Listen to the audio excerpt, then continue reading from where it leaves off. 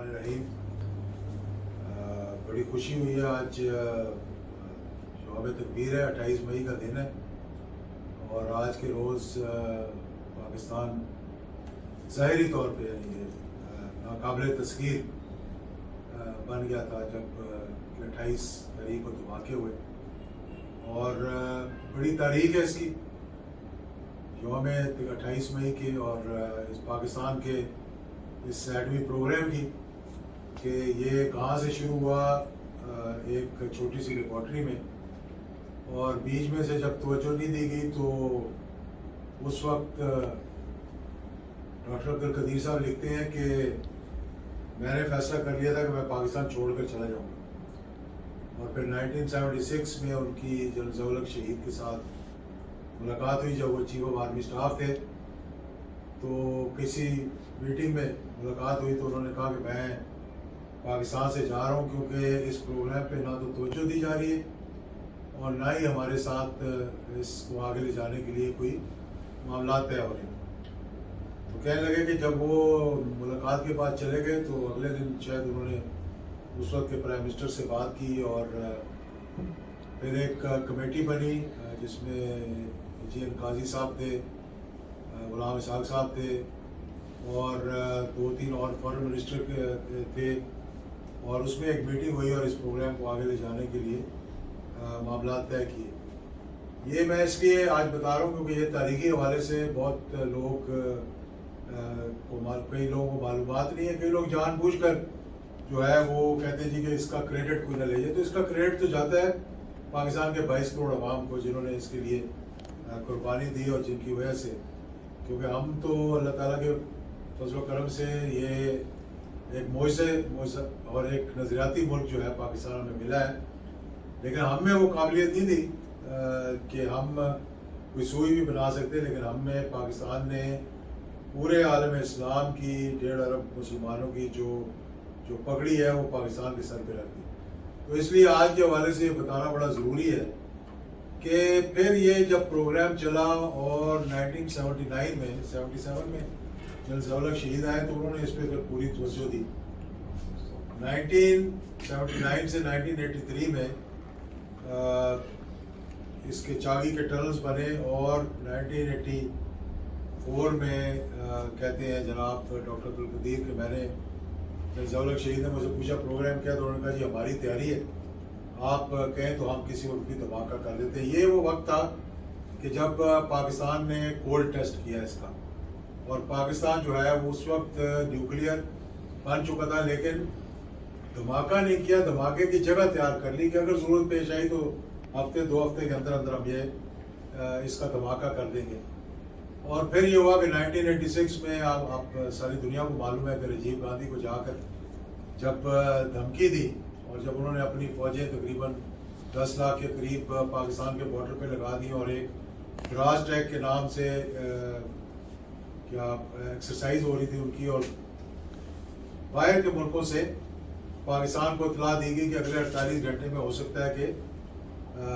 हम हमला कर दें, हिंदुस्तान जो है पाकिस्तान पर हमला कर दें। तो फिर हमारी ISI का कमाल ये था उस वक्त कि उन्होंने एक इन्विटेशन मंगवाया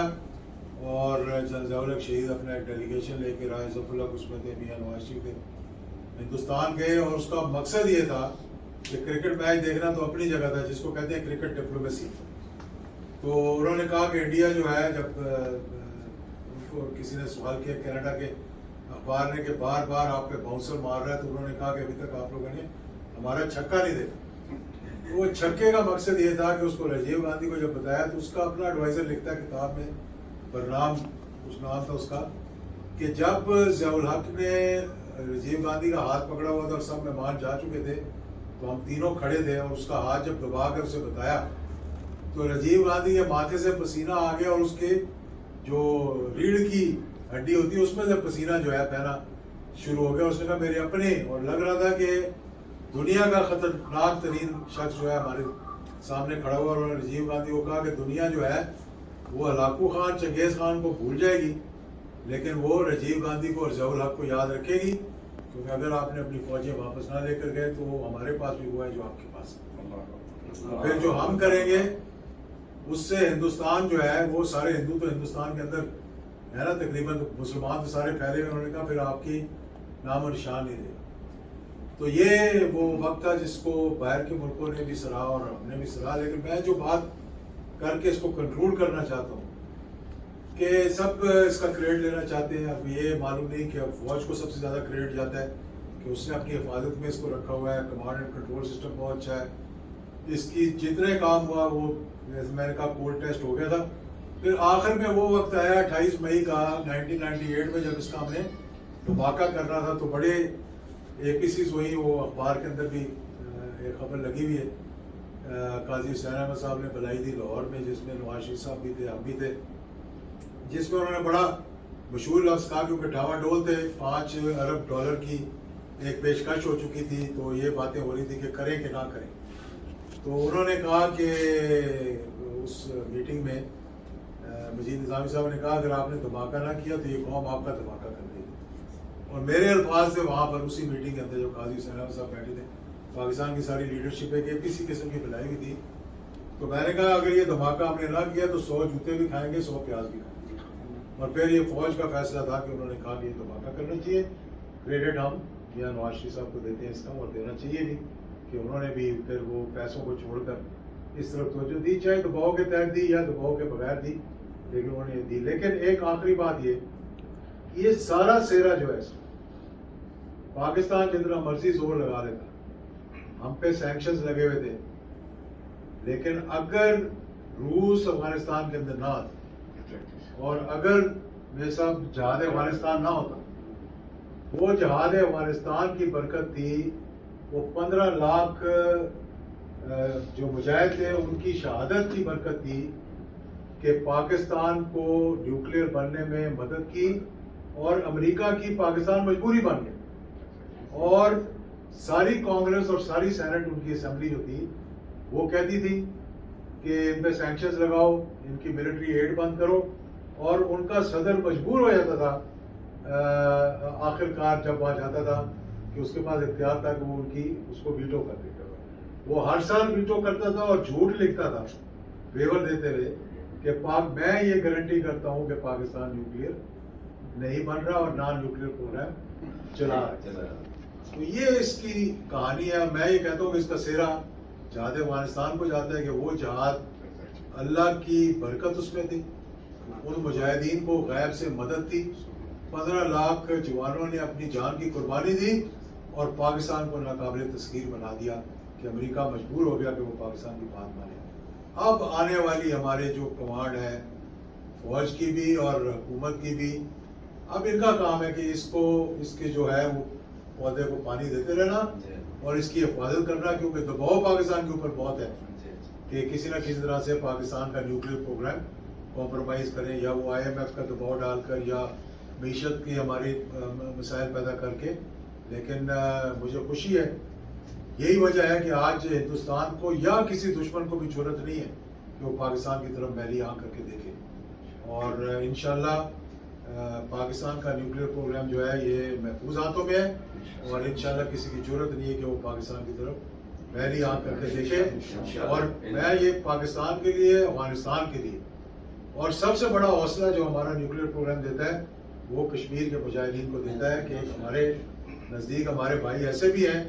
جو ہمارے ساتھ کھڑے ہوئے ہیں، تو اس پہ بھی ہمیں کوئی کمپرومائز نہیں کرنا چاہیے. فلسطینی مجاہدین بھی جو تو آج کل کا جو صاحب ہے، بڑی اچھی بات کی میں سب آپ نے کہ بتایا کہ لوگ کہتے تھے، لوگ یہ کہتے ہیں کہ پاکستان جو ہے یہ اپنے آپ کو نہیں سنبھال سکتا، یہ دوسروں کی کیوں بات اتنی کرتا ہے. لیکن امت کا یہ ہمارا تقاضا ہے، امت کا یہ تقاضا ہے، جس میں کہ بہت سے ہمارے ایسے دوست ہیں جنہوں نے اسرائیل کے ساتھ تعلقات پیدا کر لیے، بہت سے ایسے لوگ ہیں جنہوں نے ان کے ساتھ سفارتی تعلقات پیدا کر لیے، بہت سے ایسے ہمارے دوست ہیں جو ان کے ساتھ تجارت کرتے ہیں. لیکن بات یہ ہے کہ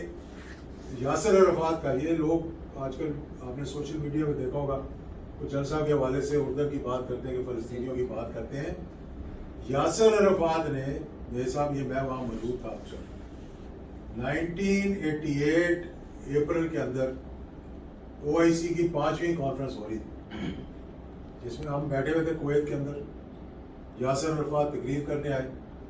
اور یاسر عرفات کے الفاظ سے کوٹ ان کوٹ کر کے فلسطین کی کہانی آپ کو پتہ لگ جائے گی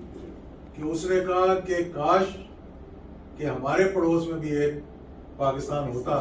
اور اس پاکستان میں ایک ضیاء الحق ہوتا تو آج ہم بھی آزاد ہوتے۔ اگر یاسر عرفات یہ بات کہہ دے اور اس کی کوئی تقریباً متعدد ملاقاتیں ہوئی جن ضیاء الحق شہید کے ساتھ کاسابلانکا میں ان کی تقریر کے بعد کھڑے ہو کے اس نے ان کا منہ چوما، تو یہ پاکستان کے جذبات جو ہیں ہمیشہ سے رہے، ہماری فوج کے جذبات رہے ہیں۔ بیچ میں کئی لوگوں نے یہ کہا جی کہ ہم ہر ایک کے مامے بن جاتے ہیں، ہمیں نہیں کرنا چاہیے، لیکن جس طرح ہمیں کشمیر عزیز ہے اسی طرح ہمیں فلسطین عزیز ہے، اور جو ایٹراسٹیز وہاں پہ کمٹ ہو رہی ہے، ریاستی دہشت گردی ہو رہی ہے، ہم اس کو کنڈیم کرتے ہیں اور انشاءاللہ ہم اپنے فلسطینی بھائیوں کے ساتھ کھڑے ہیں۔ انشاءاللہ۔